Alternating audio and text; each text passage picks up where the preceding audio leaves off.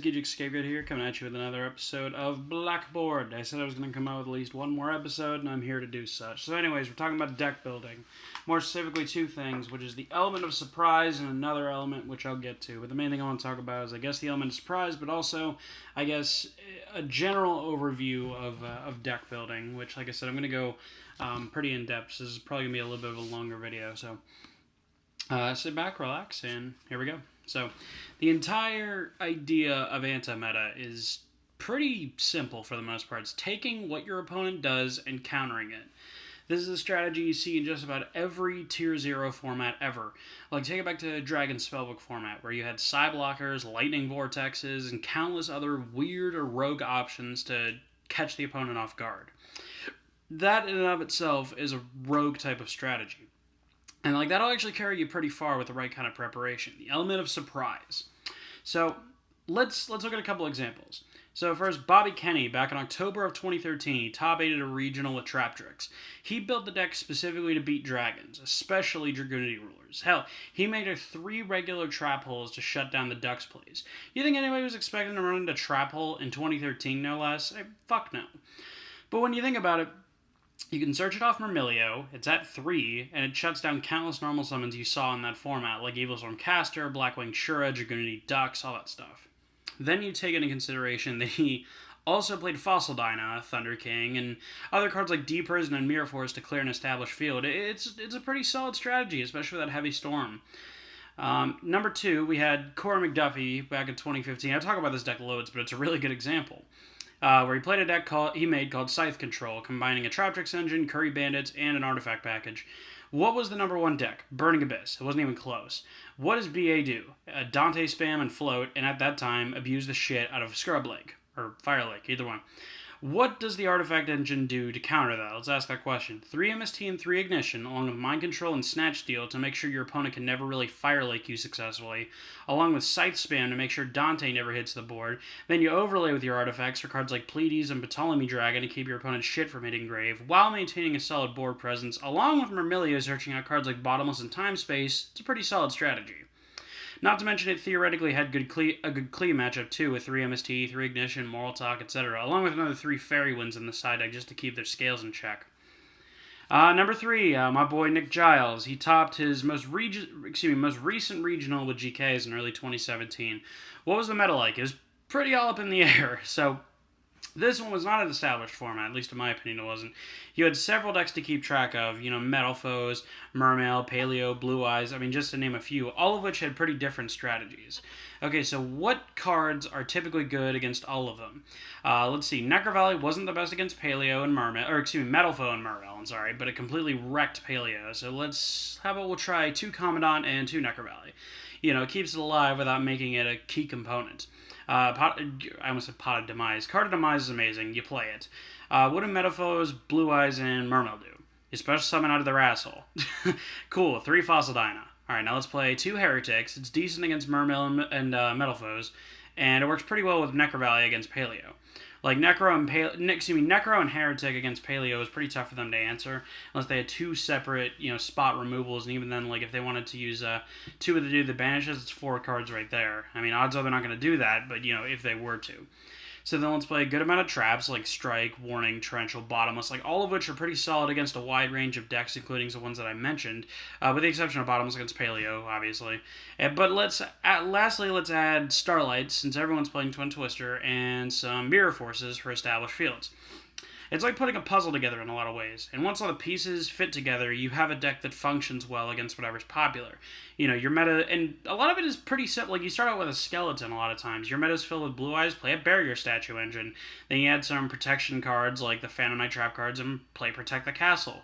I promise you, if you can keep a Fossil Dyna in play versus Blue Eyes, I promise you Blue Eyes is not winning that game. Barrier Statues absolutely crush Blue Eyes. And oh no, I have to worry about, Phoenix Wing Wind Blast. Okay, play 3 Lances and 3 Bribes. They're both very versatile cards, and they work against a wide range of cards, including Phoenix Wing Wind Blast, Regeki, all that stuff. Your meta is filled with Paleo and Mermail. Play Banishers, Dynas, Macro, and protection cards to keep your floodgates in play. your meta's filled with decks that spam boss monsters like, I don't know, Raid Raptors. Play Fairy Tale Luna for easy compulse plays, and even if it doesn't go through, they're going to send another copy to the graveyard. So you can summon Luna, search for another Luna, obviously, and then activate her effect on your turn, and they'll negate it if they can. And then on your opponent's turn, they have to either negate it a second time or they lose it. So you go Fairy Tale Luna for easy compulse plays, and maybe like Psy Blocker if there are any effects that harm their deck, and then just play a Kaiju Engine, Okay, I'm going to summon Luna, activate the effect, you have no response. Now I'm going to Gamasiel over your boss monster that you probably took a whole lot of resources to make. I'm not talking super quantums necessarily, but it's just an idea. Then I'm going to go... Or no, even better, you don't even have to play Gamasiel. You can play Kaiju that aren't even really widely used, like let's say Radeon or something like that. Because in that way, when you use Luna, they're not going to have a copy to Foolish Burial from their deck. So, easy compulse plays, side blockers maybe, and then, play a Kaiju Engine. It gets over pretty much any card and pretty much any monster in the game, Kaiju get over, which is hilarious. So these are just a couple examples. I could go on with more, but I think you guys are getting the idea. But the idea is pretty simple for the most part. If you want to actually go out and top, requires more testing than that. But it's just a case where I think a lot of you guys are overcomplicating it. A lot of people on YouTube are overcomplicating it. I've seen countless good or at least decent anti-meta deck profiles, and I've seen way more shit profiles. Okay, so... Yeah, I'm going to be profiling my Gravekeeper deck today. Gravekeepers can't really beat decks like Satellar Knights or Burning Abyss. I saw that once. That made me laugh. And on top of that, So here's what I'm going to do is we're playing 3 copies of 7 Tools of the Bandit. I'm like, okay, your deck is trash. We're playing 3 Descendants. I'm like, okay, your deck is trash. It's not as difficult as people make it out to be. I'm going to avoid naming this person because I'm about to roast some of their ideas, but while I'm doing that, they are a longtime viewer of mine, and they're actually a very good player. He wanted me to look at his list, so I gave him some suggestions. He took none of them. Okay, fine. But he did everything I wanted him not to do. I was like, hey, look, just even if you don't take these suggestions, do not do this, or this.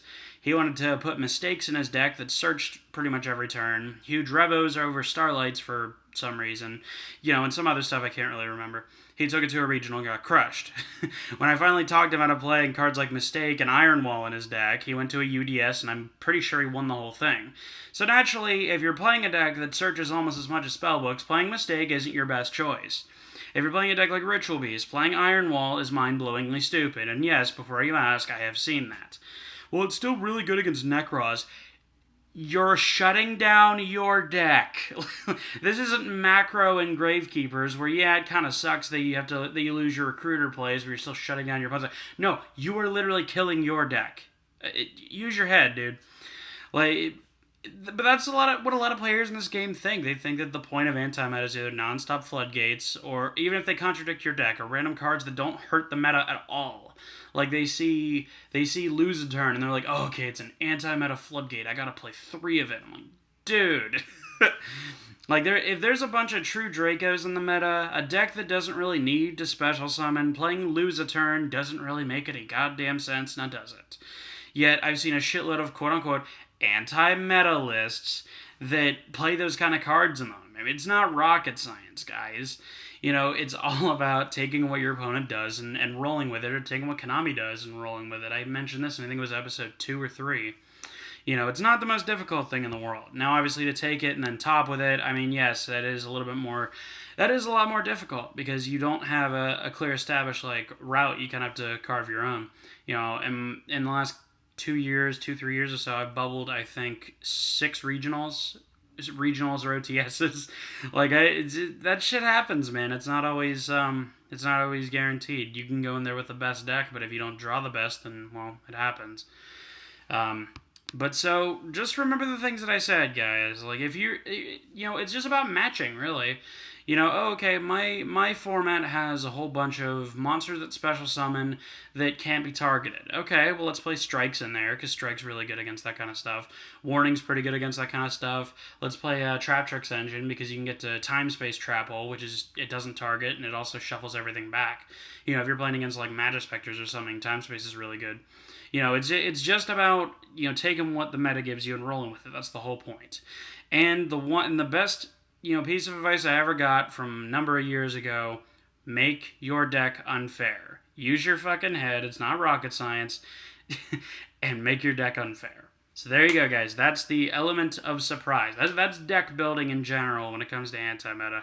So I better not see any more goddamn lists where in a format that doesn't have any special summoning, I see 3 lose-a-turns in it. That drives me up a wall, and it'll continue to drive me up a wall. So that's about it, you guys. Let me know what you think. If I missed out on something, let me know, and I'll catch you next time. Peace. Oh, and happy Halloween. All right, kaboom.